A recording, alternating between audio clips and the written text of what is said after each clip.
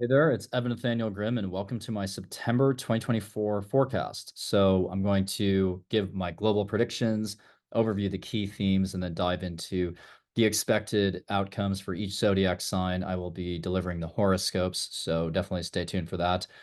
And yeah, we'll share the screen here so that you can look alongside. And I have parked this at September 17th just as a visual for now. But this is showing the partial lunar eclipse in Pisces. And I do believe this is probably the pinnacle of the month. And this will probably define the month of September. But of course, there are many other themes to cover. So September really brings us back into eclipse season. And this one has a lot to do with health, healing, and letting go. September also theoretically resolves some of the frustrations and the bottleneck effect of August. So if you saw my August video, you'll probably remember that I was discussing all types of, um, roadblocks, blockages, tension points between, Mars and Saturn, the Jupiter-Saturn square. And, I forecasted a lot of travel delays, travel issues, leaked communications, broken lines of communication. And August did play out that way. I mean, we did see a lot of either travel issues, really unfortunate accidents as well, especially in the air and in the water. I remember also forecasting a lot of inclement weather events in August, which did also occur. So we are coming out of that sort of energy in August.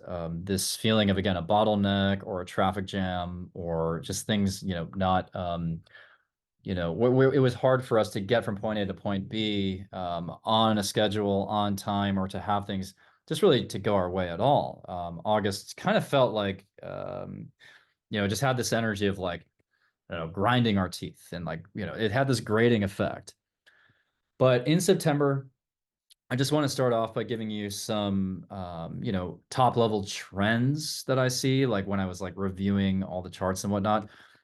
So first of all, September is really it has a lot to do with tending to our health. This is because of the Virgo sun opposing the Saturn retrograde in Pisces, opposing Neptune in Pisces, and the eclipse in Pisces. Also, there are some healing opportunities in relationships, which is really, driven by the Venus Chiron opposition. We may be interfacing with various healers to get to the root of a certain health issue in our lives. We will be fortifying, hopefully, our self-worth in order to break through to the next level of harmony in a relationship with others. We can be moving forward productively after Mercury retrograde. So Mercury retrograde is luckily over by September. Also, as Mars goes into Cancer, we will be focusing on protecting those we care about at both a personal and a national level. As Uranus stations retrograde in Taurus, we will be upgrading our values and making sure we have a clear set of values to hold on to before Uranus goes into Gemini next summer and, sort of creates a bit more of a detached environment, I think. I mean, I think when Uranus goes into Gemini next year, the pace of innovation is just going to speed up.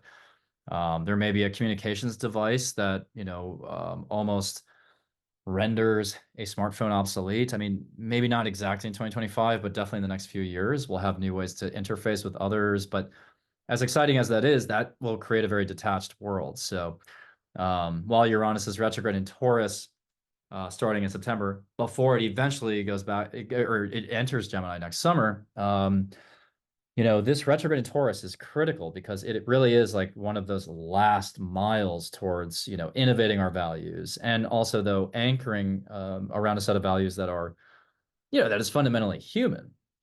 Like we need something organic, something human to hold on to as the world becomes increasingly digitized.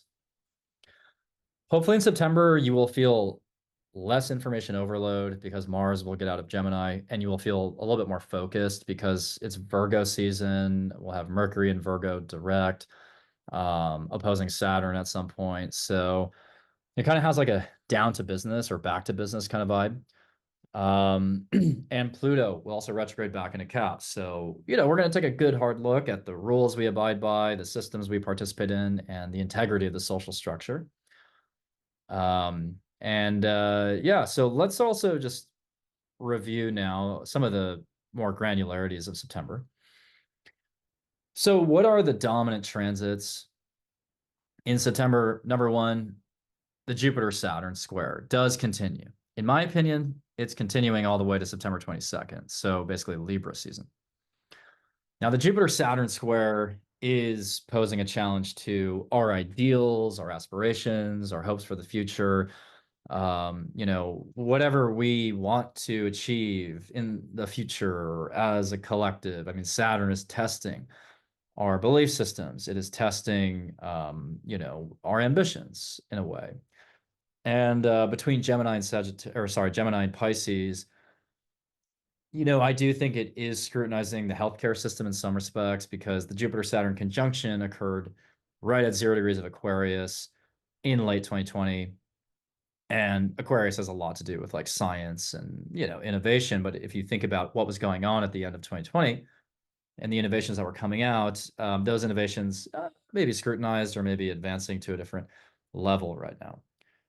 The other dominant transit is the Sun opposing Saturn and Neptune.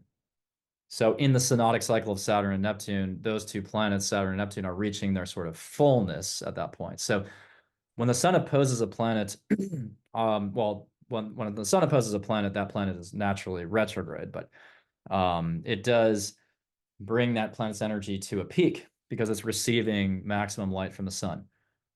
And I remember last year during Virgo season when the Sun opposed Saturn, I remember I took a flight that day from New York to London. And I remember distinctly for that entire flight feeling, even though I was about to go on vacation, feeling very down, like feeling extremely down. And that was because of that opposition. It doesn't have to mean that you would feel depressed or down at that time, but I do think the Sun Saturn opposition right in Virgo and Pisces right there is really, I mean, it really can expose certain like mental health challenges we have to overcome, or it can expose professional goals that we have to kind of finesse or we rework. It just brings a bit more of a serious attitude to life. And then the Sun Neptune opposition can breed exhaustion a little bit. That's towards the end of Virgo season. And like I said at the very beginning of this video, September has a lot to do with health because we're really activating that Virgo Pisces axis. And another dominant transit is the partial lunar eclipse in Pisces, which will accentuate themes of health in all of its forms, by the way, mental, physical, and spiritual health. And it's foreshadowing and presaging the eclipse cycles in Virgo and Pisces, which will really kick off with this eclipse and carry us all the way through February 2027, technically. Because even in February 2027, even though the nodes will have shifted into Leo and Aquarius by that point, we are going to have still at that point a lunar eclipse in Virgo. So that's a long eclipse cycle, and it will bring up the themes of, again, health, healthcare, how we take care of ourselves. And, God forbid, but like maybe there's a pathogen associated with that eclipse cycle. If you think about, during COVID, the North Node and South Node were in Gemini and Sagittarius, which is a mutable energy. So the mutable signs can create a more diffuse environment where pathogens become more transmissible. So let's pay attention to September 17th, right? And look at that and see if it is a harbinger of some sort of greater epidemic to come. And again, I'm speaking from a textbook understanding of astrology, not from the perspective of fear-mongering or anything like that.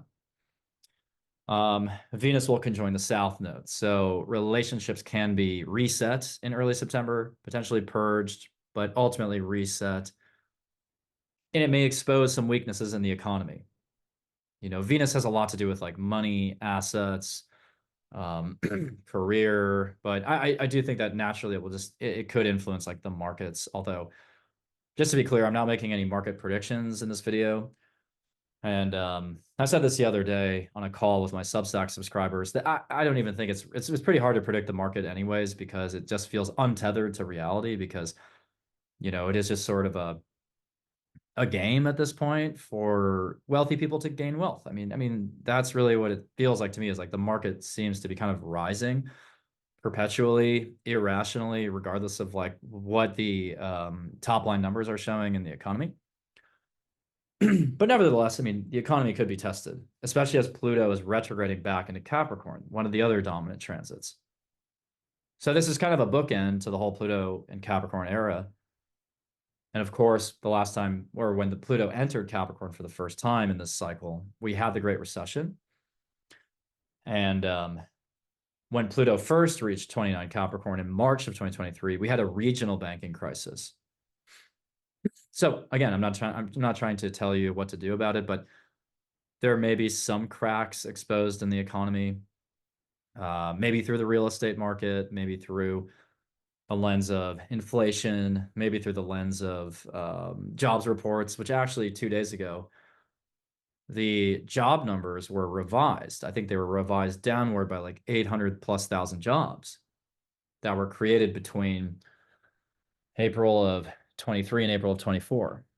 So that's a massive revision. Now, the markets did not really react all that negatively to it because that's a past read, but that is significant. And I think that is a harbinger slightly of Pluto going into Cap again. Now, again, Uranus retrograde in Taurus. I did talk about that a little bit, but when Uranus stations retrograde on September 1st, the same day that Pluto goes back into Cap, it may put the focus on sort of the provocative changes we want to institute in our society, the new values we would like to uphold. And it can bring in a revolutionary impulse in some way. It could also bring about some seismic activity, but most likely it has a lot to do with, upgrading our values and emphasizing the need for maybe a new system of some kind. And when I say we, I mean a number of nations. I mean, we've seen how in August there were regime changes in a number of countries. So as Uranus stations retrograde in Taurus, right when Pluto is retrograde in Cap, and by the way, Pluto and Uranus will be in a pretty tight trine at that time. I do think that traditional legacy systems, governments will be put under a little bit of pressure by the masses. I haven't researched specific countries' charts for this video, so I'm not going to like make a prediction about a specific country, but obviously, like it could be more of a global trend as well. And then again, just to reiterate this, we do have a partial lunar eclipse, which you're seeing here in Pisces, and that lunar eclipse will really reset the health picture. It will maybe coincide with some kind of health-related announcement about the healthcare industry or a pharmaceutical company, about a healthcare agency. But on a personal level, it can definitely help you heal a relationship, maybe because Venus is opposing Chiron. Can help you let go of someone or something, help you move on. It could help you realize the ways in which you maybe have been deceived by mass media, because that's a Piscean thing. It could help you tap into a mystic sensibility or metaphysical sensibility. It could help you upgrade your spiritual life. I do like the fact that Jupiter is, squaring the sun and moon, actually. So there is some kind of potential grandiosity to it, where we are restoring our faith in certain things as we lose faith in other things. And I just want to finally say, before I go into some of the more like day-to-day transits, that Pluto going back into Cap for the last time in our lifetimes is significant, right? Like that's going to happen from September 1st through November 19th, which does include the US presidential election. So in September, I mean, it is like that last mile of like Pluto's journey through the sign. And it may expose like corruption. It may expose, conflicts of interest at the very top. It may expose how a certain system may feel kind of monopolized or rigged in some way. It could show the problematic effects of, yeah, duopolies, monopolies in certain industries, top heavy sort of structures. It's just going to show you the downsides of concentrated power. It's going to show you the downsides of a stratified society. And it's going to show you the downsides of, well, I mean, absolute power corrupts absolutely, right? That's the mantra with Pluto and Capricorn. So systems that continue to operate in this monopolistic way or this too big to fail sort of environment, those systems are becoming vulnerable yet again as Pluto goes into Cap. So yes, absolutely. Especially during Virgo season, it could spawn some kind of like economic shock or downturn. I don't, I'm trying my best when I do these YouTube videos to channel. Like I try to keep the aura open to whatever comes through. But like, I mean, I feel like if there was an economic shock, it would happen during Virgo season here.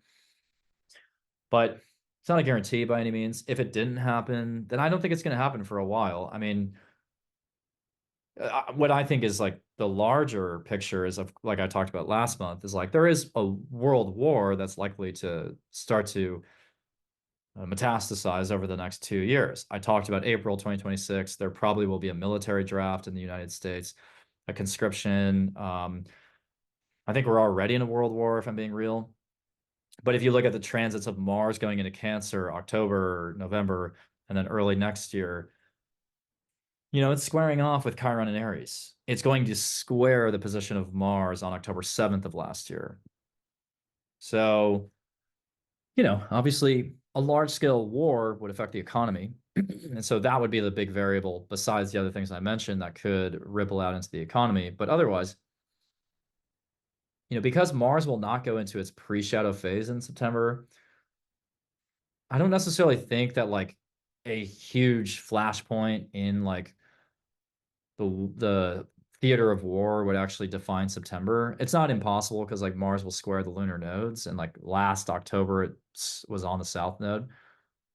But anyways, definitely keep your eye on the ball with the economy. Keep track of it for sure in September. Now, as for some key ingresses to call out just really quick for your own, I guess, note taking, Pluto will go into Capricorn September 1st. Mercury will go into Virgo September 8th. Mars will go into Cancer September 4th. Venus will enter Scorpio September 22nd. And Mercury will enter Libra September 26th. Now let's go through some noteworthy transits. So I'm actually going to go backwards to September 1st. So the first major transit I want to highlight, and we'll go chronologically through the month, is the Mars and Neptune square. So the Mars and Neptune square is really active sort of the end of August through September 4th. And that Mars Neptune square could highlight some kind of respiratory illness, whether that be like some kind of cough that's going. I feel like there could be some kind of cough that's coming through. I don't know if it's like the whooping cough or whatever it's called. But it could be the respiratory illness that, we've been dealing with for many years now, but it could even just be like in certain communities, people are like breathing in pollutants unknowingly. It does kind of give me that sort of energy. And when Mars scores Neptune in Pisces, I know I talked about this risk in August, but like boating related things are a bit of a challenge there. So be careful if you're like going out on a boat.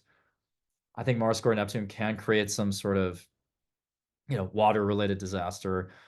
Of course, the risk of inclement weather continues in September, like maybe a hurricane will arrive in the southeast or something, or in an unsuspecting place like Southern California. I mean, I know that last year Southern California had like a sort of I don't even remember what they classified it as. Like I don't know if it was like actually a hurricane, but there is the possibility that like locations that aren't really used to getting sort of monsoons or tsunamis or earthquakes or hurricanes could get them.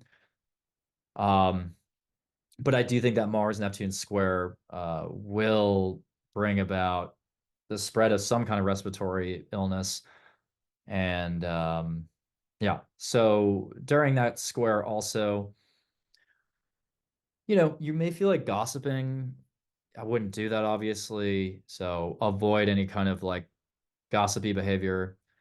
And that can also bring about some kind of deceptive action. Whether that's in a relationship, like it does feel like there's some lies being told in a relationship, like where were you the other day? Like it just feels a little bit deceptive. But then we also have again Jupiter Saturn square from September 1st through 22nd. I mean, I really think it's really lasting for most of September still. Now the exact square already happened in August, but Jupiter's getting hit by a superior square from Saturn there.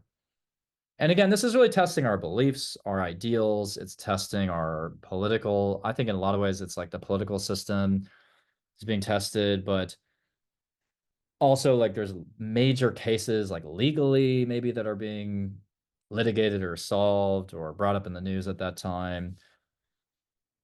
And of course, I think Trump's sentencing is on the 18th or something of September. It may get postponed, but it does feel like there are some major legal showdowns with that square. But otherwise, again, I don't want to harp on that square too much because we've already kind of experienced it at its exactitude in August. But again, whatever you believe about the world, whatever you want for your future, whatever abundance you're striving for, Saturn is still kind of like putting a bit of a damper on that. Not to say that you can't manifest abundance right now, but um, Saturn is still forcing you to really reconcile or reckon with another aspect area of your chart, right? It's forcing you to reckon with the Pisces house of your chart because that's where you face certain responsibilities right now. That's where you have obligations. And like for Jupiter in Gemini, it's like a lot of you probably want to travel. A lot of you probably want to explore other cultures or something or countries. But Saturn is like work, Saturn is health, Saturn in Pisces, Saturn in Pisces is mental health. So for some people, you may be feeling kind of depressed or kind of down or kind of lethargic or kind of unmotivated. And that lack of motivation is kind of squandering some of this Jupiter and Gemini energy. You may be reading the news and feeling overwhelmed by that, which is kind of a Jupiter and Gemini square Saturn and Pisces energy.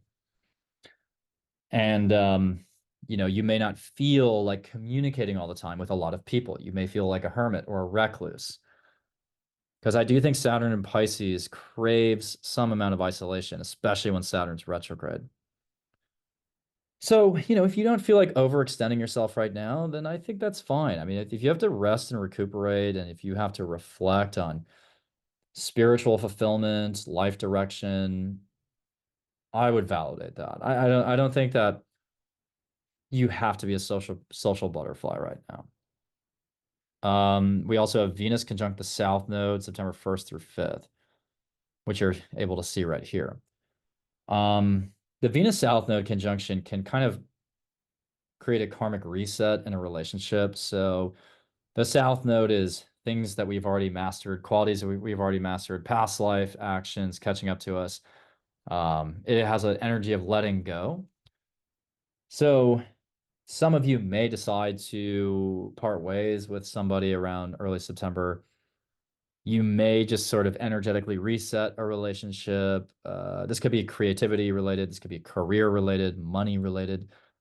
And Venus in Libra has a lot to do with alliances. So, maybe certain countries would shift their allegiance or something to other countries, but in your own life, you could shift your alliances on a personal level. And again, that may test the economy, that may test the markets in some way. So there may be some headlines in early September that show the economy is not as strong as people think it is. We will have Mercury in a direct motion, but square Uranus still September 1st through 8th. That square has been going on for a long time. The Mercury Uranus square is, I think, still throwing off like things related to technology. It's making people change their minds very suddenly about things. like during the Aquarius full moon, a retrograde Mercury was square Uranus. And people cannot really make up their minds right now. In early September, that kind of continues. I do feel like people are feeling, yeah, people are feeling restless. People are feeling unfocused. People are feeling um, like they can't sit still. They're feeling impatient, and maybe technology continues to be a problem and, kind of glitchy. But if you wanted to have like an innovative breakthrough in something, you wanted to solve some kind of really unique problem, you could do that at the beginning of September. Um, Surprises are just more likely during that first week, like surprising news stories. I'll continue to say this. Mercury will go and conjoin Biden's Chiron, for example, early in September.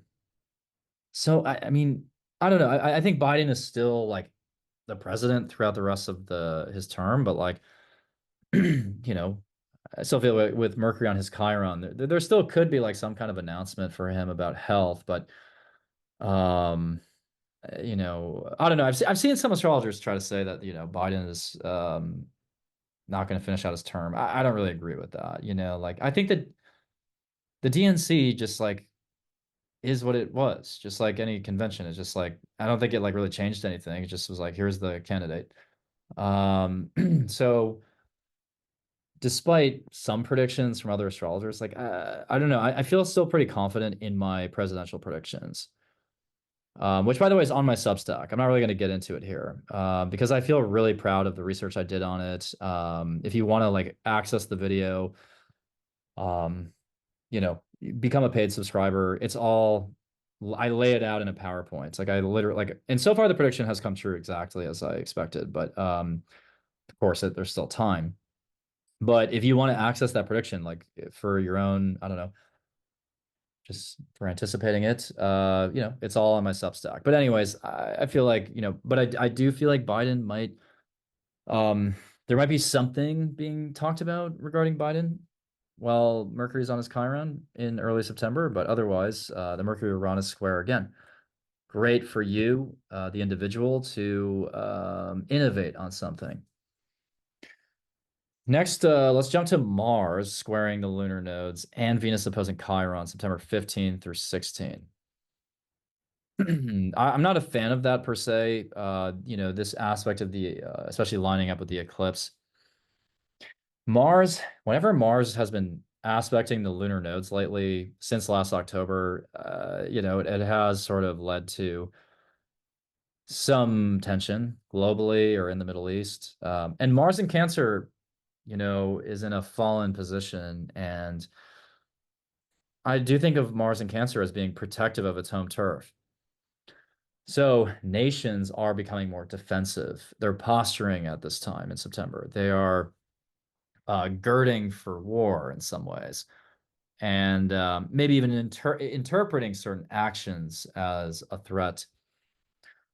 Like there's kind of a heightened sensitivity at that time with Mars squaring the lunar nodes. There is a feeling that, especially with Venus opposite Chiron, a global alliance could be broken. There's like a sense of betrayal right there. Um, and on a personal level, though, this eclipse does allow you to do some really serious healing work through a relationship. So if you feel like there's an insecurity lingering in the relationship, or if you feel like there's a victim mentality that's, blocking growth in the relationship, or lies, or if there's angst in the relationship, resentments, like whatever challenging dynamic is plaguing a relationship in your life, like you can flush that out on this eclipse. And I talk about full moons as transitions, sometimes awakenings, not always endings. They don't have to be endings, but I think this full moon is mostly an ending. It is a letting go, and the letting go of whatever it is could be healing for you.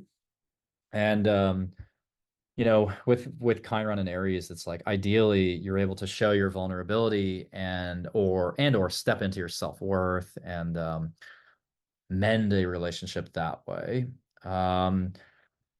But with also there's a grand, I mean, there's a grand trine, by the way, in Earth signs here. between the Sun, Uranus, and Pluto, and a kite formation if you count the sextile to Uranus and Pluto. So in a way, like this full moon is actually quite flowing. A kite is nice and harmonious, but still dynamic.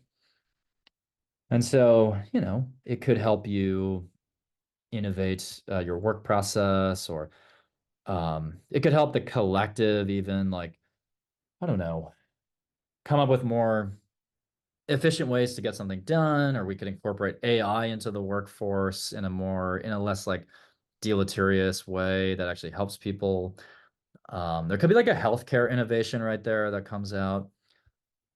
But Mercury will oppose Saturn at that time. So I think a lot of people may cut off contact with someone in their life, or they may get down to business and solve a really, big business question. So it's kind of a productive full moon. But I'm not going to lie, with Mercury opposite Saturn, some people may receive like kind of, I don't know, like tough news about something. Tough news about, again, a relationship, like, oh, it's time to break up, or not going to talk to you anymore. And it's like total cutting off of contact with Mercury opposite Saturn. Or, I don't know. I mean, maybe this is about a high profile figure, but I feel like there's some kind of health news coming out around this time. That's like kind of daunting. It just feels like, I don't know if it's like a presidential figure or someone is like diagnosed with some kind of like terminal illness, but like it feels that way in the chart. Now, to be honest with you, I'm not saying this is you or anyone you know, but like this kind of does this type of like lunar eclipse in Pisces with Mercury opposite Saturn just has like the energy of like being at the doctor's office and the doctor tells you something you really didn't want to hear. Um, like the prognosis is kind of bleak. But I'm not saying that that's literally happening, on a personal level for anybody. Not trying to scare anybody, but like that's the energy as I'm just like channeling. Like that's what I picture, you know. And with Mercury opposite Saturn, it could even be litigation because we still have that Jupiter Saturn square too. It could be litigation that's brought against the pharmaceutical company, And I actually, just before I made this video, I was watching the news to catch up on everything that's been happening. And there is a lot of reports that, there are sort of like potential unknown or unsavory side effects to certain medications. And so, I could see how there would be like some kind of litigation, like I said, in the pharmaceutical space. Or we find out something about, again, a healthcare agency, or we find out about a epidemic or a pathogen or something. Um, and I was going to talk about this a bit later, but I'll talk about it now too. For my global predictions, like I'm seeing like some serious water contamination here in September. Like it could be municipal water supply, it could be bottled water, but like there's something here, multiple incidences here where it could be as small as like you're just like, turning on your faucet and like there's just sort of some kind of sediment that comes out for a minute. Could be something like that. It could even be like a hurricane, like the after effects of a hurricane, like kind of compromising the sanitation of a certain local region, or the disaster zone having some kind of like health of like there's some kind of health effect to the disaster zone. Um, or that even a storm system would make it harder for hospitals to operate. Like I think that there is some kind of, some kind of issue there with like a hospital. So, anyways, let's continue on. The sun will oppose Saturn on September 7th, so I'll just go backwards here. When the sun opposes Saturn on September 7th, you may feel, again, a little down, a little serious, a little secluded from or isolated from people. But also, this is a call for you to maybe approach or tend to your mental health journey, your health, to approach a business problem in a different way. Um, but yeah, really just like, don't burn out, take care of yourself at that time. And then the sun opposes Neptune, September 17th through 20th, basically. And, or sorry, 22nd. I would say, yeah, all the way through Libra until Libra season. So the Sun Neptune opposition in mid to late September also has a lot to do with health. I think that we will be discussing health-related matters, whether that's judicial, again, some kind of judicial issue within the healthcare industry, or litigation, again, being brought against a company, or some kind of report about like long COVID or something. Or maybe there is some kind of like, larger epidemic that's starting to percolate. Unfortunately, like I don't know if it has something to do with like Mpox or the whooping cough. I mean, I really think there's like some kind of cough going around in September.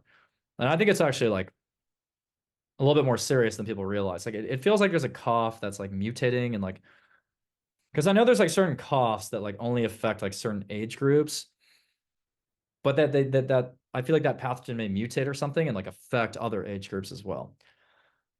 So that's kind of the vibe I'm getting. I know that's like not really fun to hear, but like as always, as you know, like I just try to be objective for these things.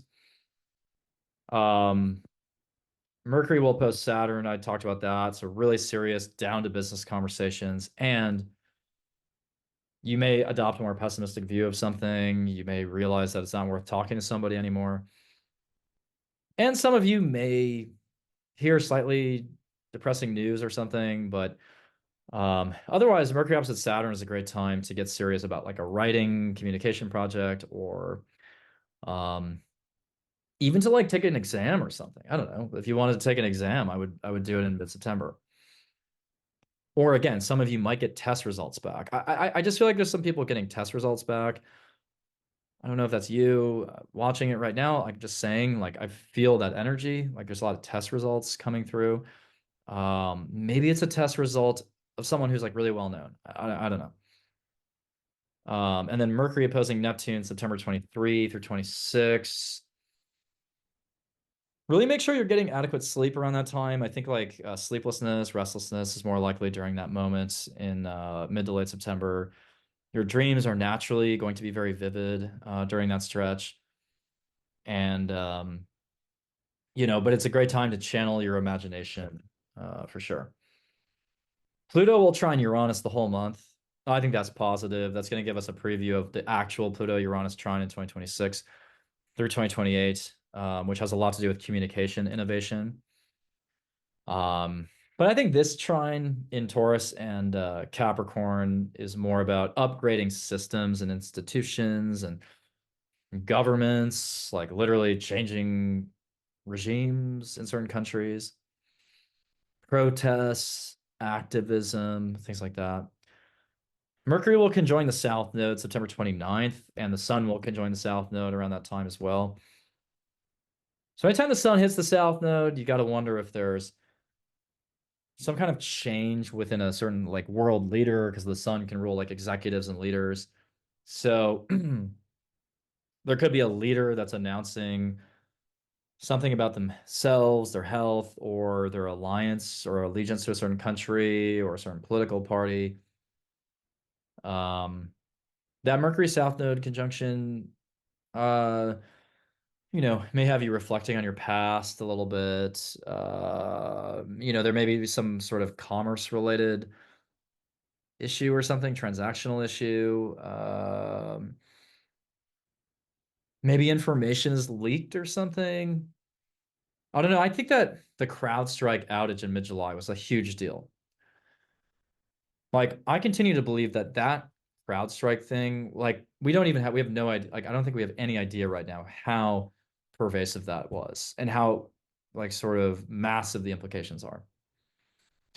I think something related to that CrowdStrike outage or some other cybersecurity incident, like, either, like, affected, like, some kind of, like, political leaders, like, communications or emails or something. Someone maybe got access to them. Maybe there's like a hospital system that got hacked into, or municipal supply system, a utility system, which maybe that has something to do with the water supply or quality of water. So I don't know. Maybe the Mercury South Node conjunction has maybe there's even like actually an accident in the news around that time.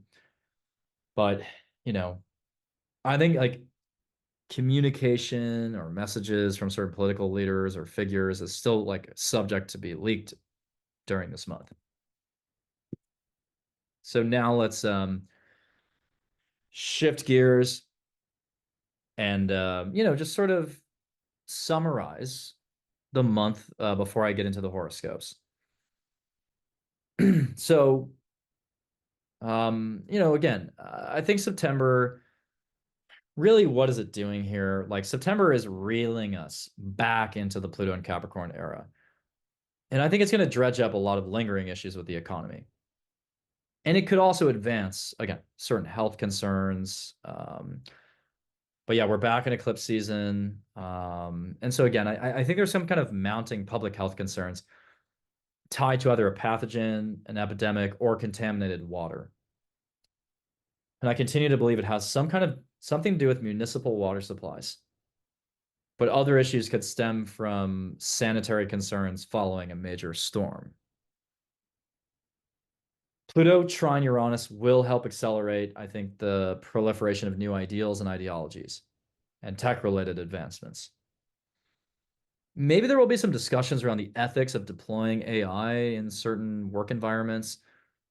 But I also think we're going to continue to see AI deployed during the election cycle in problematic ways. Um, Mars in Cancer again will heighten a protective mindset among nations. And Mars will eventually square the position of Mars from last October 7th, but it's not going to actually reach that exact square until later October. And Mars will not enter its pre-shadow phase in September, luckily. So I'm not saying that there's nothing happening in the theater of war in September, like there very well could be when Mars squares the lunar nodes, which I think is on September 2nd. It's like way back, or no, sorry, September 15th, 16th. Maybe something around that eclipse would affect something in the Middle East or with Ukraine and Russia. But I think that geopolitical tension will just like skyrocket in October because we have an Aries full moon at that point in mid-October, with which will square Mars in Cancer, which is squaring Chiron in Aries. Not good. But I would like to believe that September is a little bit of a reprieve from some of that. But if there is a shock point or an inflection point with the wars, plural, going on, it's definitely around September 15th through 17th. Um, yeah, so also, yet again, I'll just reiterate this, Venus conjunct the South Node in early September could reveal weaknesses in the economy, but also in relationships. And now for some global predictions, which many of these have already mentioned. I do think there will be a lot of reports about contaminated water, potential medication shortages. We may see the side effects of like certain drugs or pharmaceuticals, especially, by the way, those like popular weight loss drugs that are going around right now. Well, those could be in a shortage, or maybe there's some like unsavory side effects that people didn't know about, long-term effects of those things. I do see water-related disasters still, like so hurricanes, tsunamis, potential spread of pathogens, inclement weather, some kind of pharmaceutical scandal. There will be a focus on the healthcare system, whether it's like cybersecurity incidents in that system or healthcare policies. We may put the focus on, I don't know, maybe a report will come out about like the true cost of healthcare in this country, of the United States, and some of the cascading impacts of that on people's wallets. We may see some economic headwinds. The economy may be under a bit of duress, but again, hard to say if the market would actually decline. But ultimately, I think the craziest transits yet to come are in late October through early December. Because I think once Mars gets into its pre-shadow phase, like all bets are off. I think that October is a very messy month, especially the second half of October. Like that Aries full moon in mid-October is yeah, it's just a very, very aggravating full moon. And anyways, I don't know. September, it's kind of like back to business. It has this feeling of like, and I'll show you actually right now because there are two, there's a new and full moon to consider as well. So it kind of has a back to business vibe because of the Virgo new moon, which is coming up. Sorry, I have to quickly zip back to that time. The Virgo new moon, September 2nd, it's lining up with Labor Day. I mean, it's a good time to just kind of make some slight tweaks to your routine, your day to day, maybe to your health regimen, your nutrition, your diet. And, it's opposing Saturn. So there's a serious kind of quality to it. And yeah, I mean, Mercury is in a post shadow phase, square to Uranus. So, you may come up with some really interesting ideas at that time. Mercury trines Chiron as well, positive discussions about your healing journey. Venus in Libra will conjunct the South Node on that new moon, so um, there could be a job change for you, a relationship change. Mars squares Neptune, so yeah, I do think that's a turning point in like with some kind of health related contagion that's going around. Um, Uranus stationed retrograde right the day before. Pluto went back into Cap the day before. Um, so yeah, it does feel like we're really like scrutinizing in a Virgoan sense. We're scrutinizing the systems that we have built our whole society around, and maybe witnessing some cracks in it, witnessing some weakness in the economy, um, and really prioritizing our health. But this new moon might not be a big deal for you, honestly. Could just use this new moon to like be a little bit more productive, make some minor tweaks, and really dedicate and focus your efforts towards like a big end of year work project. I mean, again, it is a no nonsense type of new moon. Now the full moon is again a partial lunar eclipse, September 17th. And I mean, by the way, the Virgo new moon, you want to avoid work-related drama, because Mars is in conjunct to Pluto between Gemini and Cap, which kind of feels like it gives me the energy of like someone trying to start a rumor about their boss or something. You just don't want to do that. September 17th, like I said, it's an eclipse, partial lunar eclipse, 25 Pisces. Yeah, I mean that could just again help you let go of a relationship or help you move on, help you forgive someone too. You could forgive somebody that you hold any kind of resentment towards. Jupiter trines Venus. That's nice. Although Venus will start to square Pluto there and it will oppose Chiron. So yeah, deep healing can happen there for you, whether it's personal health related, relationship related, or you again tap into your spirituality in a big way. So now I'm going to go through the horoscopes for each zodiac sign, and you're going to want to refer to your sun, moon, and rising signs. So even though the rising sign is customarily what people look at when making predictions, you can also refer to your sun and moon because each sign has a relative position to another sign. And these relative positions do have an affinity, at least, for house placements. For example, an opening trine is similar to the fifth house, and opposition is similar to the seventh house. So, for example, if you are a Scorpio rising, you recently had Mars and Uranus in your seventh house, which created a lot of tension in your relationships. But even if you were a Scorpio sun or a Scorpio moon, you probably experienced that as well. So, I won't go all into the theory right now for the sake of this video, but I just wanted to mention that really quick. You can absolutely refer to your sun, moon, and rising because the sun, moon, and rising encompass your essence, really. So let's review September. We'll start with Aries. So September, Aries, what does it look like for you? I will just have the eclipse chart as a visual here, but I will refer to the new moon in Virgo on September 2nd as well. So for Aries, you have a Virgo new moon September 2nd going on in your sixth house.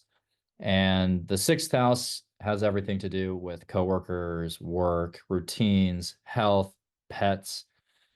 So a Virgo new moon in the sixth is an initiation of maybe a new form of productivity, a new approach to your work, a new health regimen or process.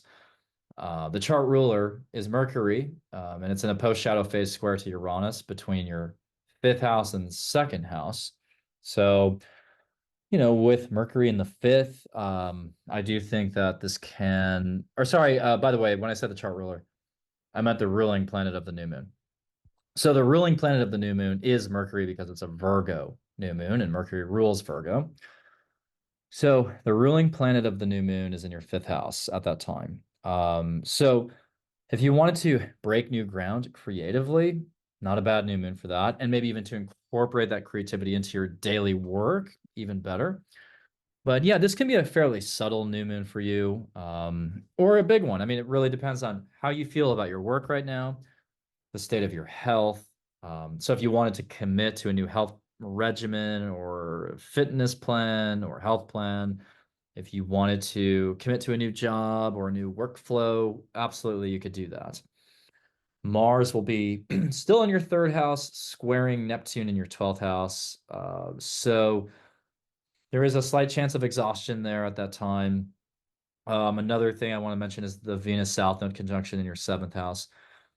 That is significant, because it's in your seventh house of relationships. So as you make adjustments and tweaks to your work or health or something, especially work, maybe there's a relationship or an alliance that you form with someone at work, maybe separately.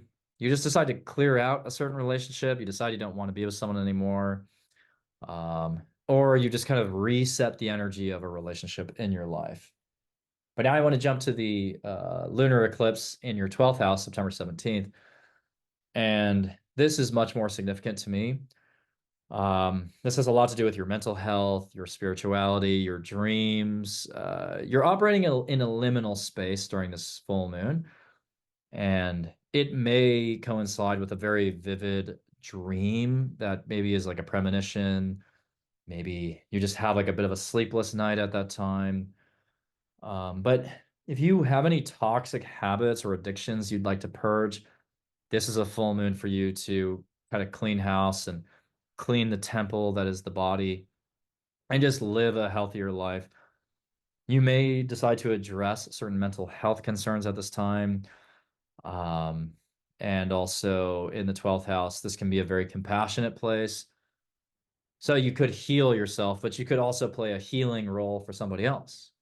Um, and you may realize at this time that your work life is draining you or something. So you may just take this full moon to rest and relax. But I mean, for some of you, for a small subset of you, this could literally trigger a spiritual awakening or something. This could really help you tap into some kind of universal feeling of oneness or unity. And I do think some of you are making relationship changes yet again, right here with Venus in the seventh. You could heal a certain connection, or you may experience some rejection, some of you, honestly, in a relationship, and that may bring you into the 12th house to just like recuperate, um, to focus a little bit more on your mental well-being. But ideally, you can heal a relationship at this time. Mars is in your fourth house, so some conflicts may arise within your family at that time as well, which may be connected to the other things I said. And Mercury is opposite Saturn between the 6th and the 12th, so you're really scrutinizing and thinking seriously about your health choices. And there's a smattering of other energies there, but I think that those are really the defining moments of the new and full moon. So Taurus, you have the Virgo new moon September 2nd in your fifth house of romance, creativity, cultivating your inner child. And, the energy of a new moon in your fifth, I think is, it's a good time to dedicate to your craft, to your creative craft, to refine a creative project, to launch a new creative project, or to invest more time into your dating life, or, to, again, take your creativity more seriously.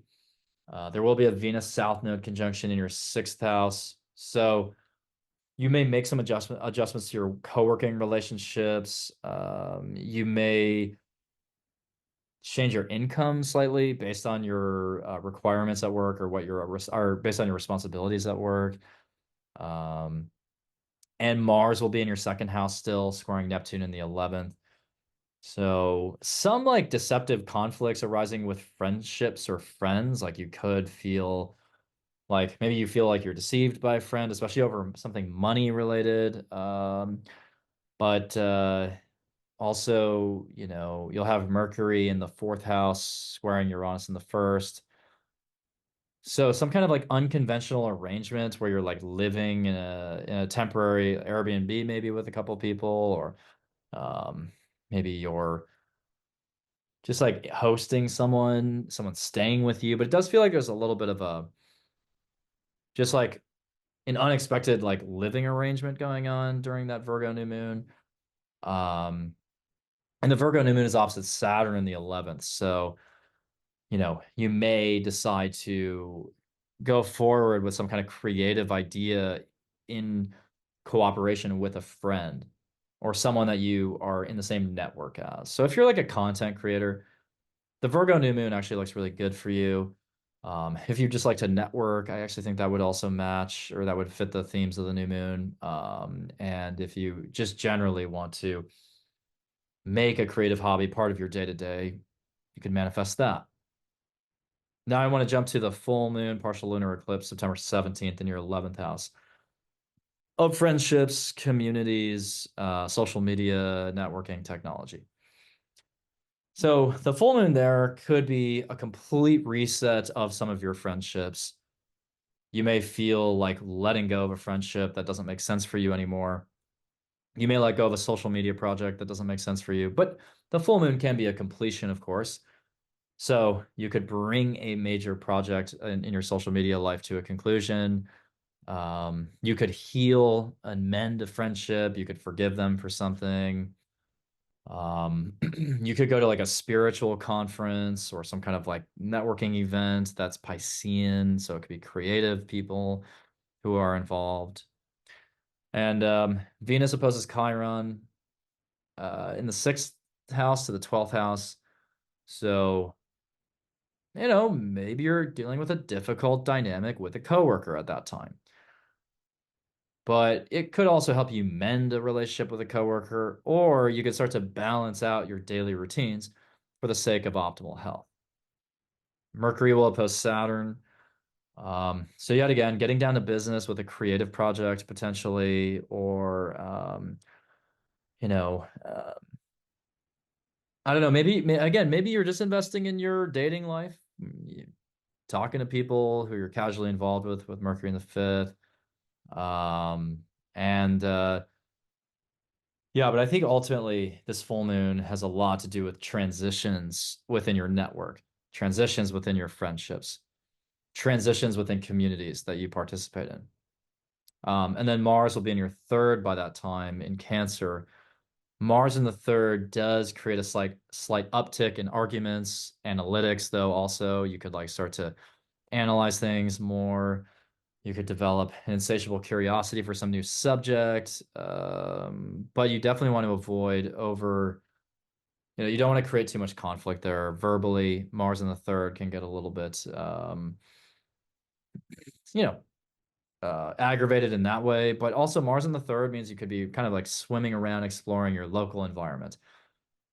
So maybe you're traveling. It's a very busy time. It's actually Mars in the third can make your day-to-day communication life very hectic. So, but otherwise, yeah. I mean, I think that as you can see, I think that September, again, like I talked about in the intro or the first half of this video, September is not necessarily like the flashiest month ever. I mean, it's like Virgo season opposing Saturn and Pisces, Neptune and Pisces. Like, if you end up just having a chill month and you don't want to do anything, I get it. If you end up having a major breakthrough in your health journey, your healing journey, then great. But it could just be like a time where you're in the trenches a little bit. Well, the Taurus is you're in the trenches specifically with creativity.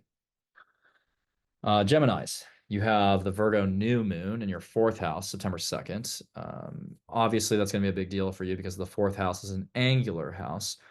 And the angular houses will kind of mark the main pillars of our lives. And so a new moon in your fourth house could be a new home, a new location that you're moving to. You could simply decide to renovate or do something different with your home. Um, you could set a new tone within your family or with a roommate or something.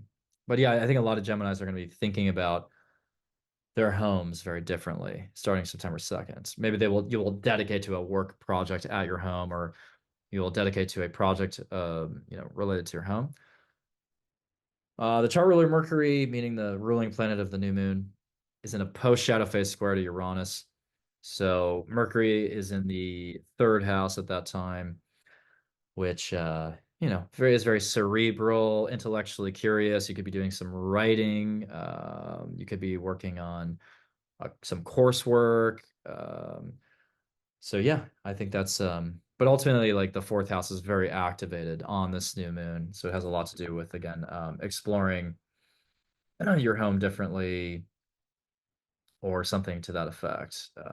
And also Venus will be conjunct the south node in your fifth house. So maybe a situationship from your past returns, or maybe a creative project is picked up again. Maybe you let go of a casual relationship. Maybe you move on from a creative project. But definitely there will be some major resets with your creative projects and, again, your maybe romantic life. Mars will still be in Gemini during that new moon, squaring Neptune in your 10th house, in your 10th house. And that can create some deception or confusion around your career. Or, with Mars in the first, it could affect you as a physical being. Like maybe there is a bit of a health thing you're working on, a health challenge. But otherwise, you may feel a bit of frustration, like you want to move forward with some kind of career related thing, but Neptune is sort of confusing it or muddying it.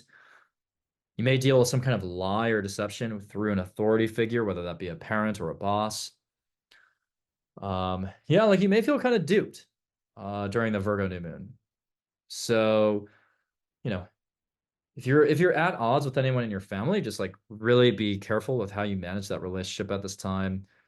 Or if you're walking on eggshells with a boss, be careful about that as well.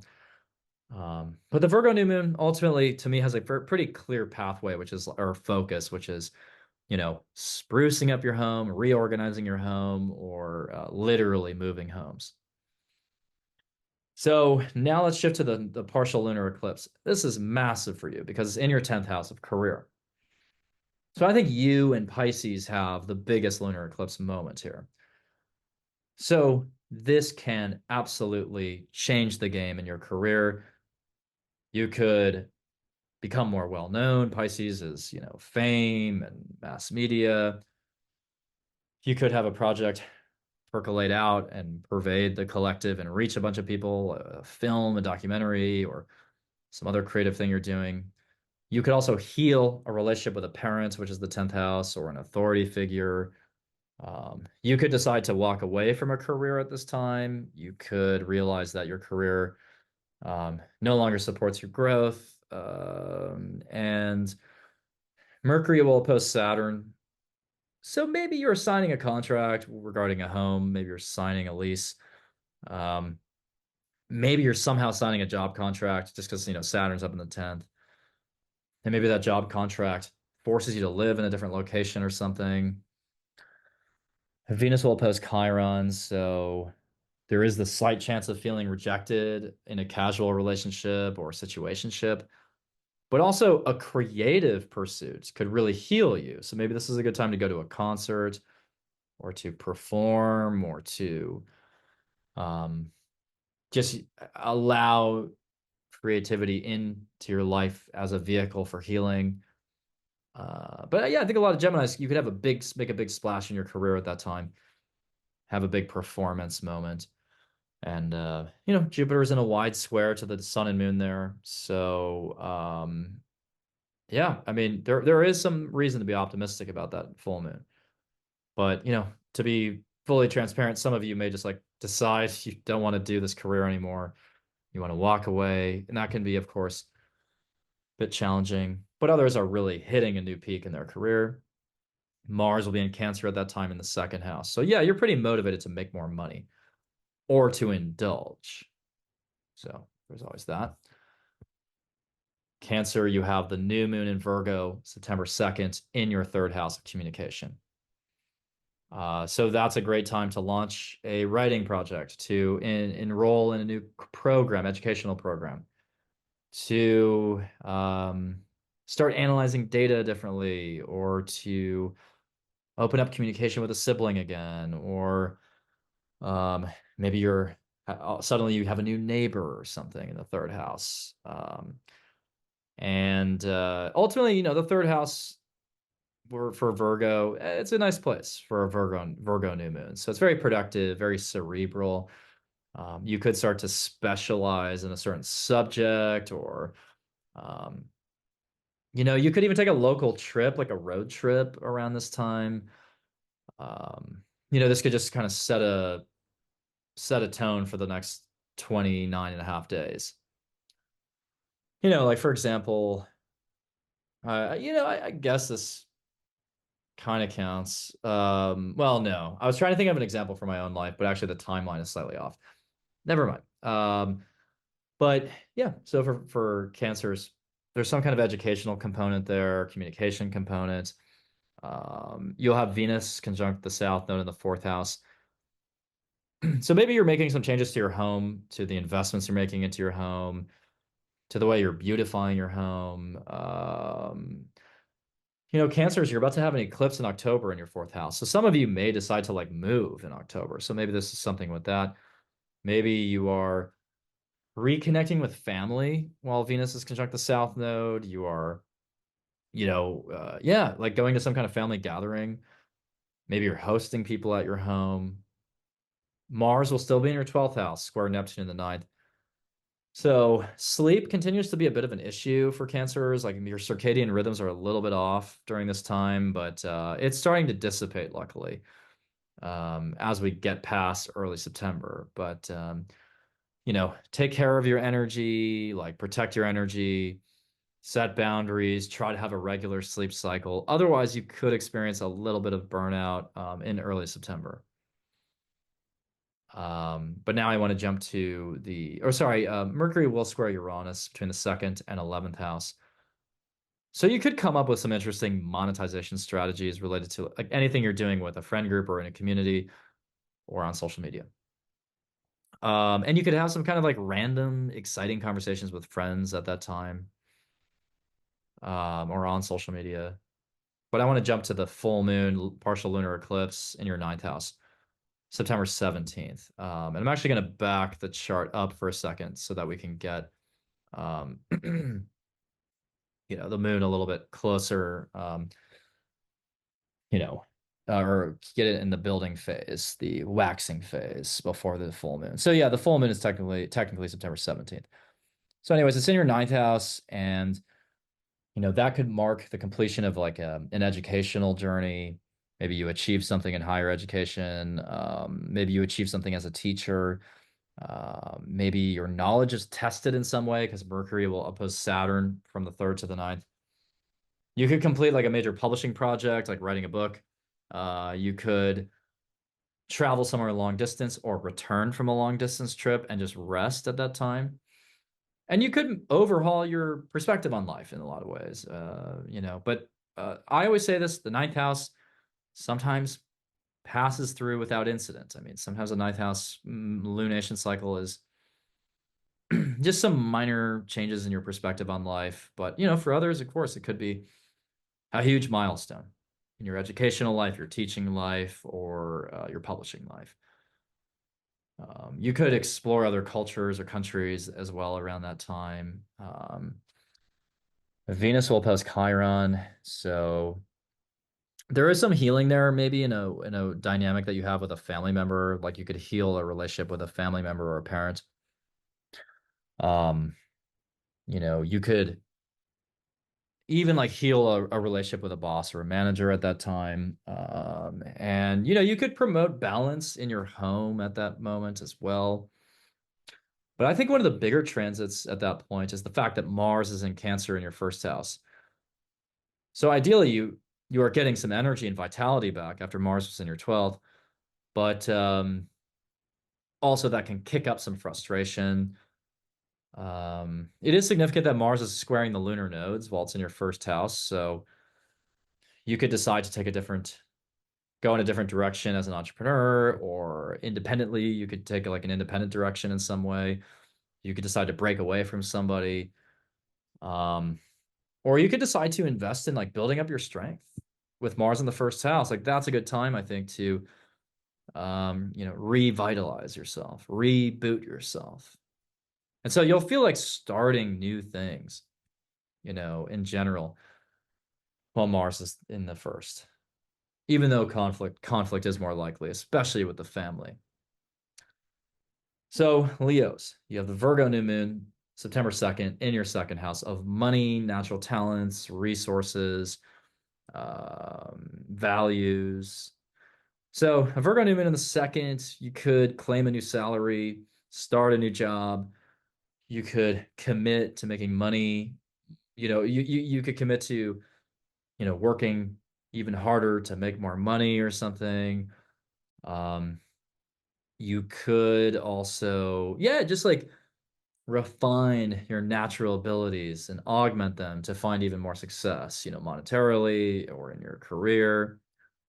You could decide to, in the second house, I don't know, indulge slightly, but with Virgo being the sign in the second, I don't think that's probably what will happen. I think that, yeah, your new moon experience could just be like you going to a nice restaurant, but most likely you're actually committing to a new work regimen or something. So Mercury will also be in your first house, square Uranus in the 10th. So you could break new ground in your career. You could innovate on something with your career, come up with a really genius idea for how to like add in a bit more novelty to your career. You could have an unexpected conversation with a parent at that time.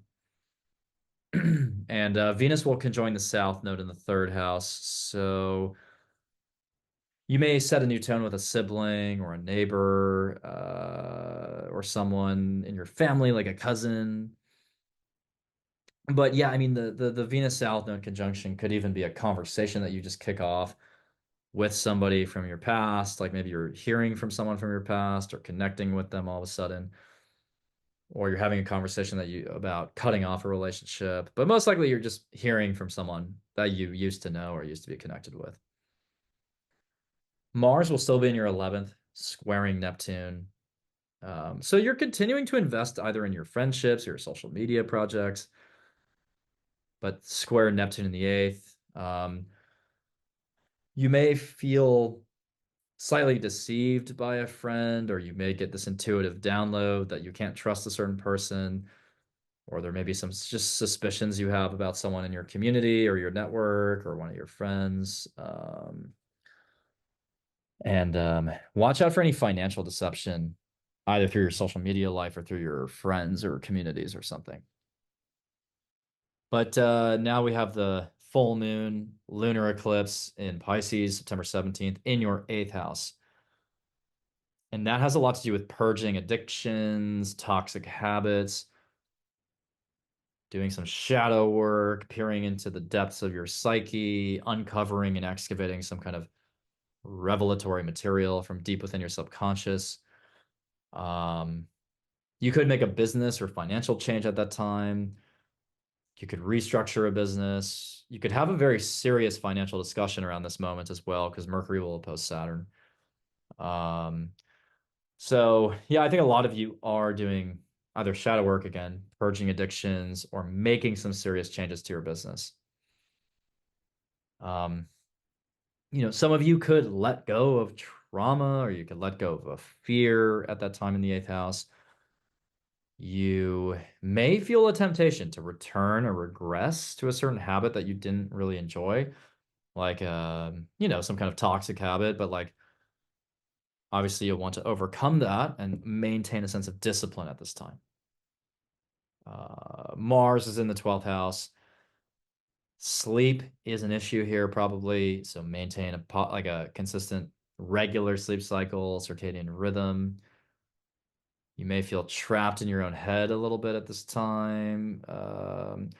But Mars in the 12th can also help you, I think connect to your spiritual life, your spirit guides. I mean, it can be interesting. Venus will oppose Chiron.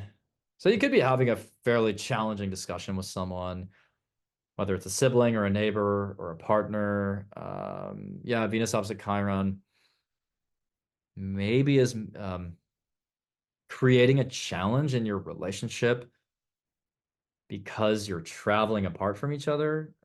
So it feels like maybe some of you are having a difficult conversation with someone while you're in different cities or different locations. Or you could like decide to take a trip in a way that makes someone else feel betrayed. So make sure that like you're, you know, really on the same page with like your friends or anyone you're traveling with. You don't want any surprises at that time. Honestly, some of you could decide to back out of a trip.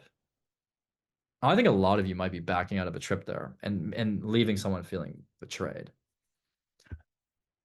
So now Virgo. Virgo, well, you have the new moon in your first house, September 2nd. So Virgos, you should be feeling pretty refreshed and rebooted, during the new moon. It will serve you well to start anything new, start something new related to a job, a relationship, changing up your look or your style, your presentation, um, announcing something about yourself. It should be a refreshing moment. And the ruling planet of the new moon is in the 12th, squaring Uranus in the ninth. Um, so, you can really channel at that time, come up with some really interesting spiritual insights.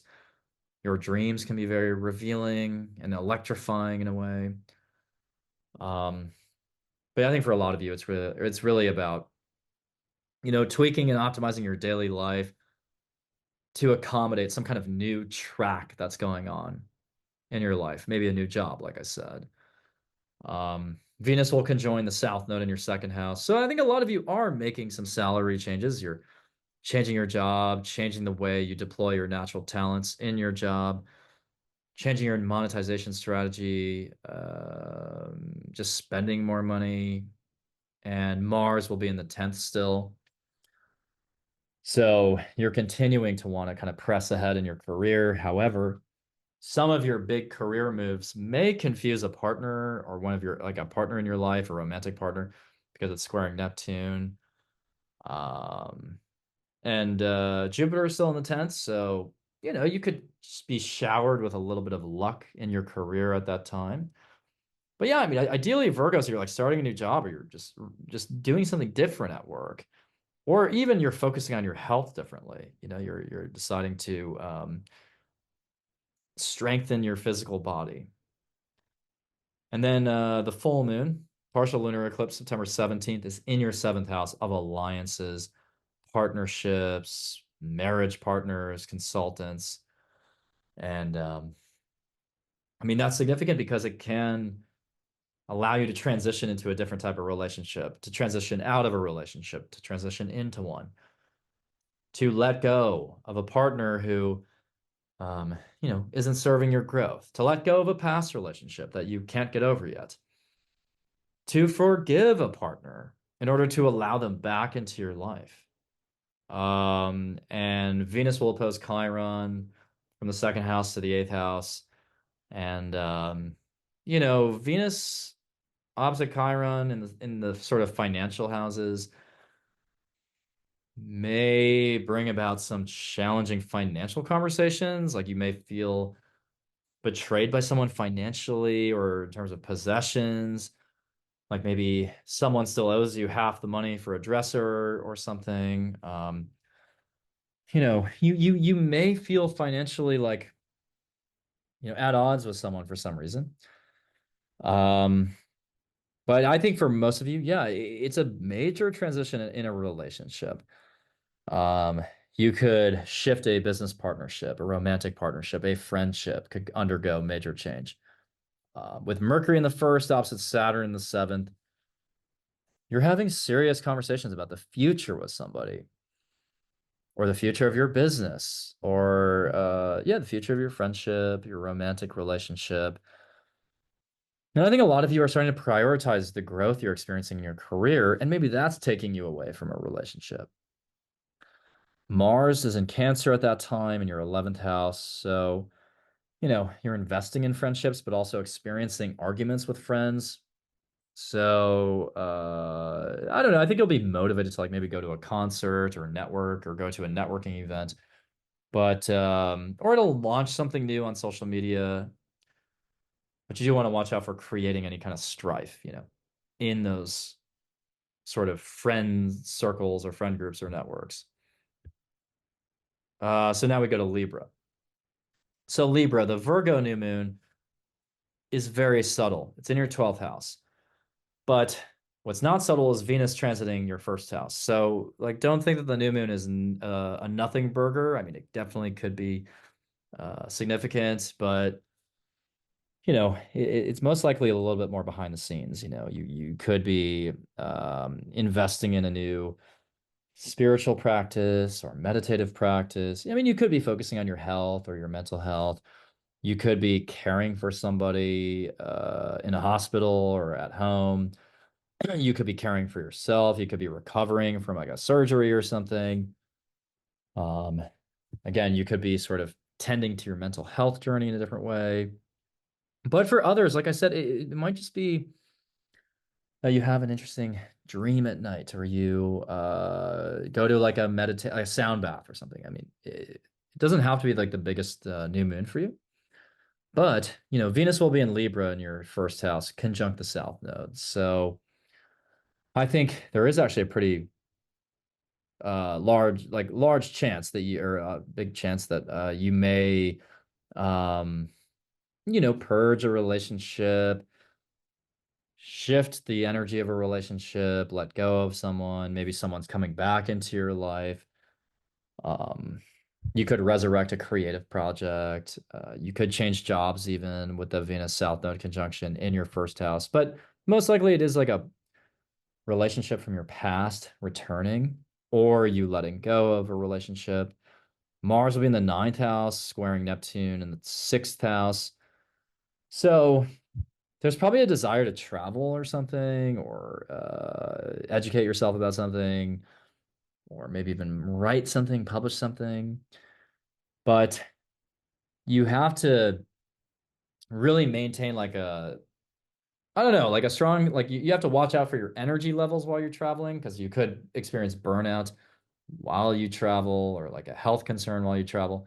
So just like don't overtax yourself if you are traveling.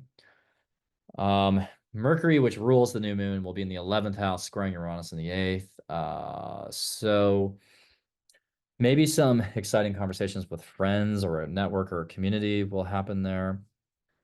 And then let's go to the full moon in your sixth house, September 17th. That full moon in the sixth has a very strong health undertone. Like if you wanted to treat your health differently, work on healing something, just taking a really hard look at how you take care of yourself. That's the full moon for us. Some of you, honestly, may be recovering from a health challenge or a cold or a ailment at that time. Um, Venus will oppose Chiron in your first to your seventh house. So some of you actually could heal a relationship at that moment, forgive somebody. Others will feel rejected by someone or unseen, overlooked. But as long as you really step into your self-worth, I think it'll pan out for you.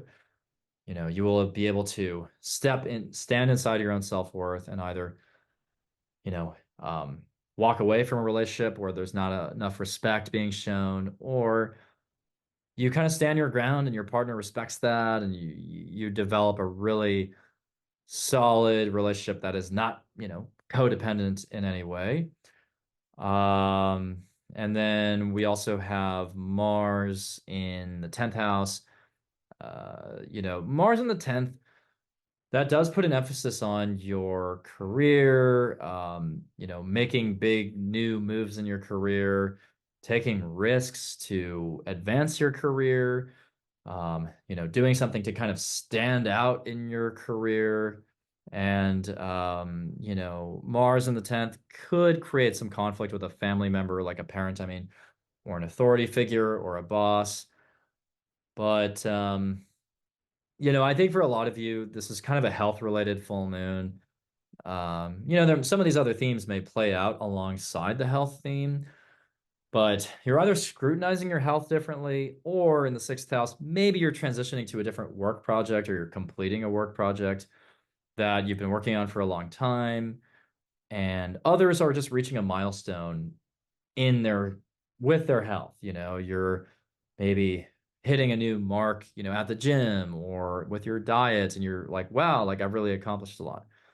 But if you feel like you're veering off the track health wise, like you really want to get ahead of this time, because this could be like a rude awakening for some people with regards to health, if they're not like really on top of their health. And Mercury in the 12th probably will pertain to a lot of spiritual reflection, and again, serious commitments to your health and your health journey. So now let's go to Scorpios. Scorpio, you have a Virgo new moon in your 11th house on September 2nd. Now, that could be the birth of a new friendship, a new network, a new community. Maybe you are just socializing a lot. It's actually a great new moon to kind of network and interface with other experts in your field, or to form a new friendship. Like, for example, like I, as a Scorpio sun and moon, am going to New York to go to Fashion Week during that time, like right around that new moon. And that's going to definitely throw me into like 11th house activities, even though I'm a Cancer rising. So, yeah, great for new community development, political participation, a new social media project could ensue. Um, or, yeah, I just think there's something collaborative going on there. And Mercury, the ruling planet of the new moon, is in the 10th house, squaring Uranus in the 7th. So you could have some really interesting conversations with other people in your career or with a partner. You could have interesting career discussions with somebody. Venus will be in the 12th house, conjunct the South node. So all kinds of connections from your past could come back, or maybe even someone from your past life could come back. Although, that's probably only for a small subset of people. And Mars will square Neptune from the 8th to the 5th. So, there could be some interesting, I don't know, financial moves that you make, but you have to be careful with them when Mars is in the 8th. But also, I think that, a lot of you will experience that has a more of a psychic sensibility that's coming through, and some kind of like channeling that you maybe channel, and that channeling helps prop up some kind of creative project you're working on. Um, you would also want to avoid, though, gossip. I think Mars Gemini in the 8th can be kind of gossipy, and also avoid any kind of like subversive or bizarre like messages. Like, don't send any weird text messages or messages to people. Um, Now let's go to the full moon, lunar partial eclipse, September 17th, in your 5th house. So that could mark the completion of a really interesting creative project. It could mark the end of a situationship. It could, create some kind of magic in your romantic life or your creative life.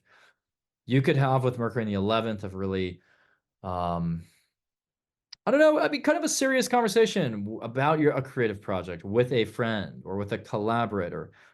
But I think for a lot of you, it's actually not a bad full moon. I think if you have any creative ambitions or creative hobbies that you're really trying to finesse right now, like you could really bring that to completion around that time. Or you could realize how a situationship has deceived you or something. Or again, you could just have like a really interesting night with a casual partner. Venus will be opposing Chiron from the 12th to the 6th.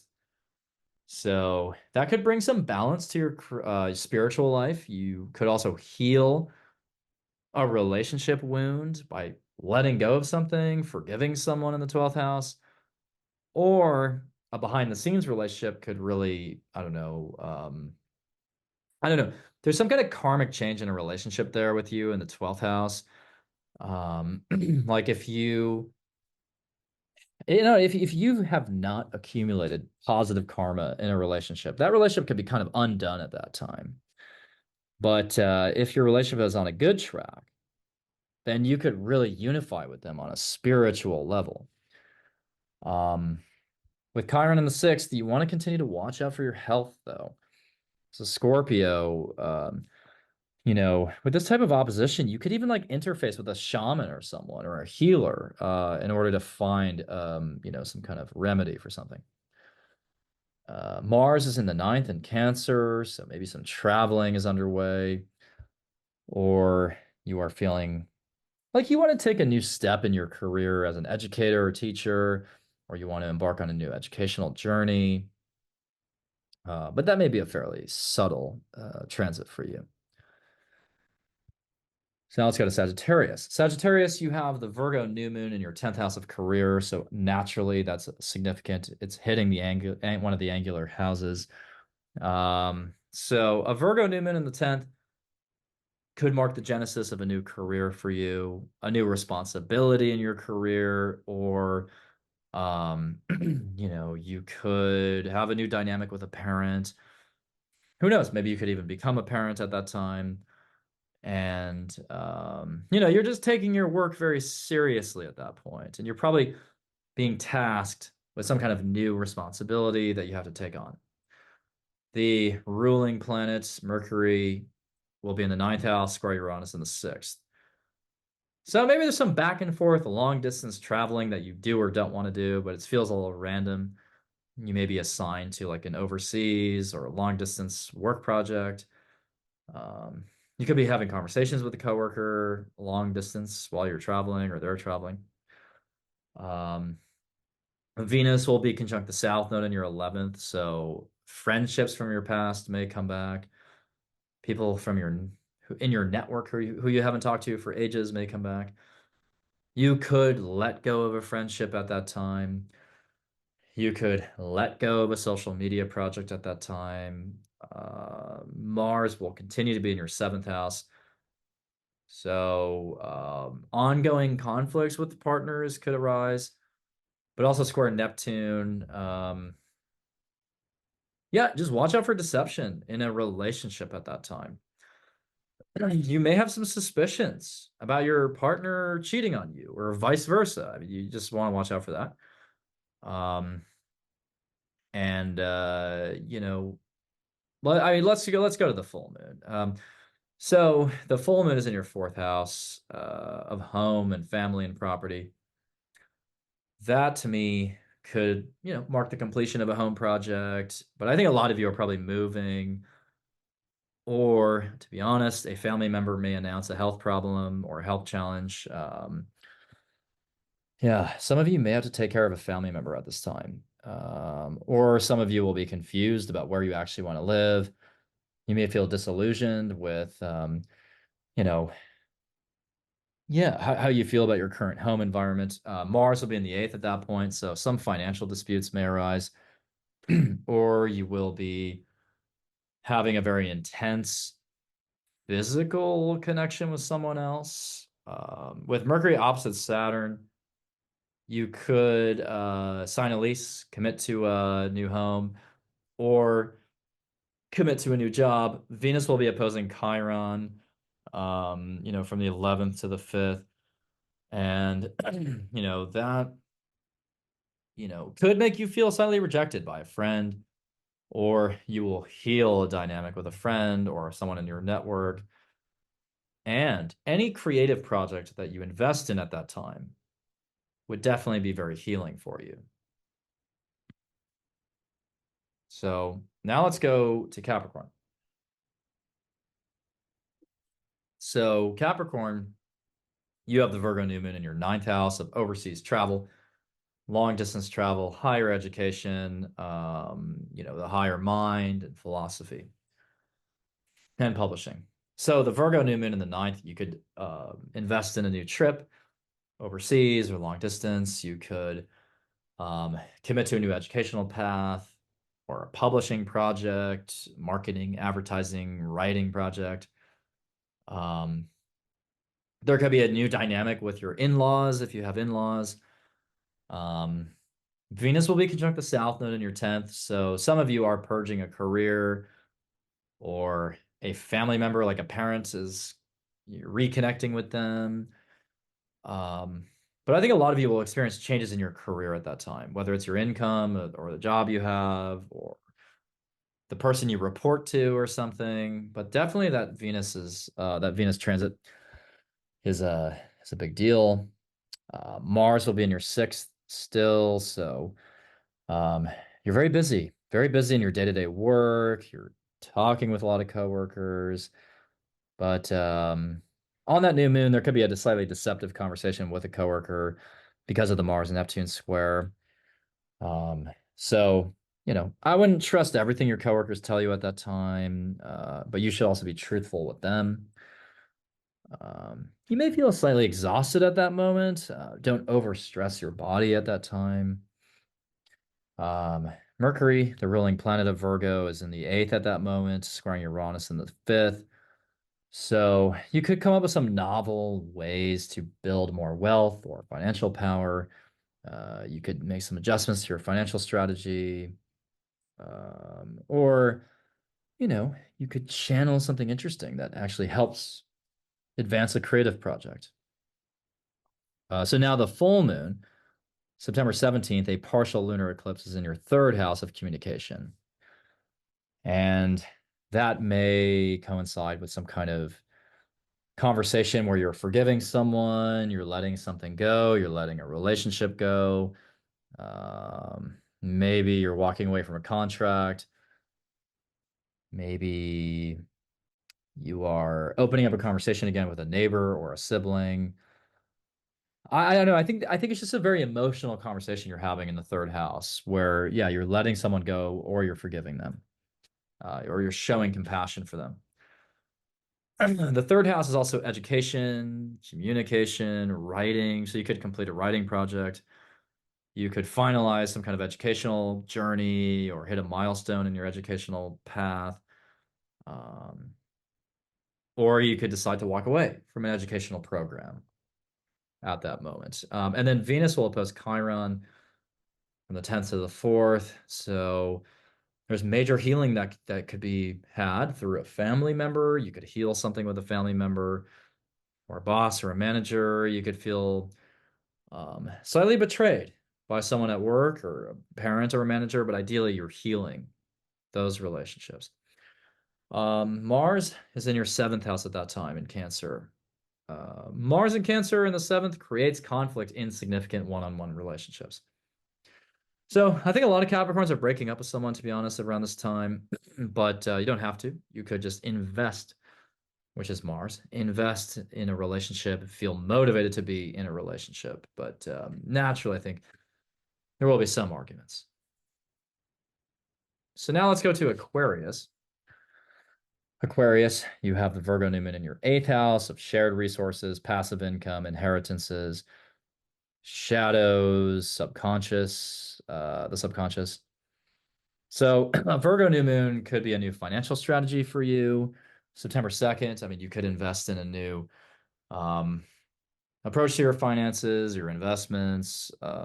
You could decide to merge resources with a marriage partner or a business partner. You could initiate some kind of shadow work. The ruling planet Mercury of the new moon is in your 7th house, square Uranus in the 4th. So you may have some surprising, unexpected conversations with a partner, with a family member. Venus will conjoin the South Node in the 9th. So you could either invest in a long distance trip or walk away from a long distance trip. You could run into someone from your past while you're traveling or in the classroom if you're a student right now, you're on an educational track. Mars will be in the 5th, squaring Neptune in the 8th or the 2nd. So, there could be some continual fireworks with a casual partner there, but also watch out for deceptiveness with a casual partner. They may lie to you about something, um, or vice versa. And yeah, I mean, you could commit to disciplining yourself with the eighth house Virgo new moon, or disciplining yourself and walking away from a toxic habit or something, or an addictive tendency. And then the lunar partial eclipse in Pisces, September 17th, is in your second house of money, resources, natural talents, um, spending, indulgences, like a job or a salary. So that full moon could show you maybe where you've been deceived financially. It could show you that you need to value your spiritual journey a little bit more and focus on that. It could mark a career transition. You could change up your salary. You could start to value your health or your healing journey a little bit more. And Mars will be in the sixth. So you may invest in your health. You may invest in your fitness. You may invest in a new workout regimen. Venus is in the ninth, opposite Chiron in the third. You may have an upsetting conversation with someone at that time. You may feel slightly rejected by someone at that time. You may get a message from someone that you don't appreciate. You could also travel away from someone. You could decide to back out of a trip in a way that makes someone feel betrayed. But ideally, you could take a long distance journey, and that long distance journey could be very soothing and healing for you. Also, Mercury is in the eighth, opposite Saturn in the second. So I think a lot of you are having very serious discussions about your financial objectives, your long-term financial goals, and so on. So now let's go to Pisces. And by the way, for Aquariuses, I think those new and full moons may or may not actually be that big of a deal for you. But anyways, let's go to Pisces. This is a big month for you because you've got the new and full moons in your first and seventh houses. And again, talking about the angular houses there. So that is a major dynamic initiation point. So the Virgo new moon in the seventh could speak to a new relationship, a new alliance, a new business partnership. You may decide that you want to scrutinize your relationship differently. You may decide that you want to dedicate more time to your partnership. You could commit to being with someone, to serving someone's needs. And Mercury will be in the sixth, squaring Uranus in the third. So whether this is related to that or not, you may pick up new skills at work. Your work routine may change randomly. And I think in general, you're just contributing a lot of novel ideas to the workplace. And, you may get some insights about your health. I mean, the seventh house is consultations. So maybe someone is telling you, hey, like, you got to work on this, or you got to treat this thing differently. Now, Venus will conjoin the south node in the eighth during that new moon. So there could be some financial changes, like changes to your investments, your financial strategy, your joint resources, especially joint resources that you have with a partner. I mean, you could separate from someone financially, or you could merge with them financially. Or a financial matter that you forgot about, you may tend to again. And maybe someone from a past life comes in and you have a deep psychic connection with them in the eighth house. And some of you may merge with someone physically who you haven't merged with in a while. Maybe you mingle with someone again, like an ex hookup or something. But I think for a lot of you, it's a financial change. And then Mars is in the fourth. So possible continual conflicts with a family member where it feels like someone's deceiving the other. But I think the full moon will be even bigger for you. The full moon, partial lunar eclipse, September 17th, is in your first house of self. So that full moon is a release point for you. You could walk away from a habit, a relationship, a job, a attitude, an emotion that you no longer resonate with. So you're trying to just like get rid of any baggage, essentially. But to be honest, I do think for a lot of you, it has something to do with health. I think that you may realize that you have to like really remedy some kind of issue, or you have to, yeah, tend to a health problem. Mercury opposite Saturn, like that gives me the vibe of a consultant telling you, hey, you got to work on this health problem, or a doctor telling you, you got to deal with this thing. So this is a wake-up call for some of you. Um, or you're just realizing that you've been deceived by someone. You have a big sort of disillusionment moment where suddenly you're like, well, this thing that I thought was going to be a dream come true is actually not. Like this job or this relationship or this whatever I'm doing, like this quick fix that I thought, you know, would cure all that ails me is suddenly not. So I think a lot of you are going to go through a disillusionment that sets you on a more realistic course that will be better for you in the long run. Venus will post Chiron, 8th to the 2nd. So some financial betrayal may be in store there. Or maybe you heal a financial dispute. You resolve a financial dispute with someone.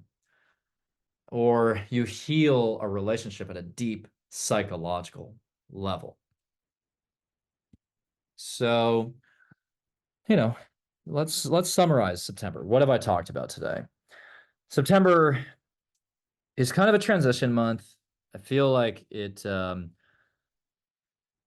again, has a lot to do with health. I think a lot of people are going to go inward and really focus on their health in September. You may not be like out there all that much. Kind of has the vibe of a hermit kind of month. But also there are some health issues that some people may have to tend to. But I think like something I did not address in the first half of this video, which I regret not addressing, is disillusionment. I think that this month is all about some kind of gap between fantasy and reality, which I know we talked about when Saturn stationed retrograde in Pisces at the end of June, early July. But I think the full moon, partial lunar eclipse, September 17th, will resurrect those themes, will bring them back. So, like, if you believe that there's a quick fix for your health, you're going to realize that there's actually not. If you believe that, some long shot will work out for you where it's like, I'm not putting any work into it, but somehow it'll all work out. Like that illusion will be dispelled. Because during Virgo season, it's like you're realizing that you really have to put the work in if you want that magic to happen, if you want that dream to come true. And again, if you've been cutting corners with your health, definitely going to have a rude awakening there.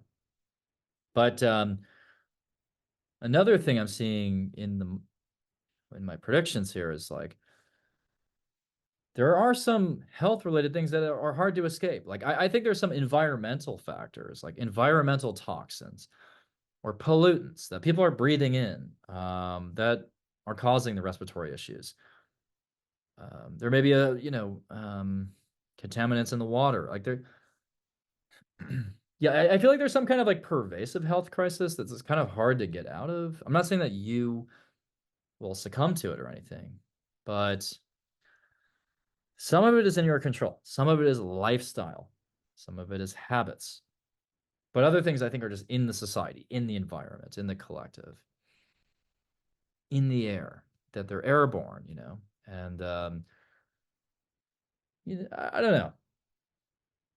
I don't know. September, it's okay. It's okay. I mean, it can be a big month for you if you want it to be. But I really think that if you want September to work out for you, in addition to following the horoscopes that I talked about, just get down to business. Like get shit done. I don't think it has to be a flashy month. And in fact, if you just work hard during this time, like I think you'll be satisfied with September. If you mail it in and you don't work, I mean, then hopefully you're recovering from something. That would be the only reason not to like put in the hours. But you should really just, again, get stuff done. Get stuff done, put in the work, stay healthy, stay vigilant about any health issues that may come up. Um, and yeah, I mean, definitely heal some kind of major wound in a relationship. I think a lot of people are going to be overcoming an insecurity in a relationship and allowing themselves to be vulnerable. So if you're capable of vulnerability this month, then you could elevate your relationships to a higher frequency. But if you're like cagey and you don't want to let someone in, you're probably going to feel pretty rejected at the end of all things and kind of isolated. So like, don't be that person, right? Like be showing, you show your softer, more vulnerable side, allow yourself to forgive someone, potentially even show compassion, right? During that lunar eclipse. So anyways, thank you so much. And by the way, um, I am doing only 100 readings next year, one-on-one readings, and I will be launching those appointments in around early October.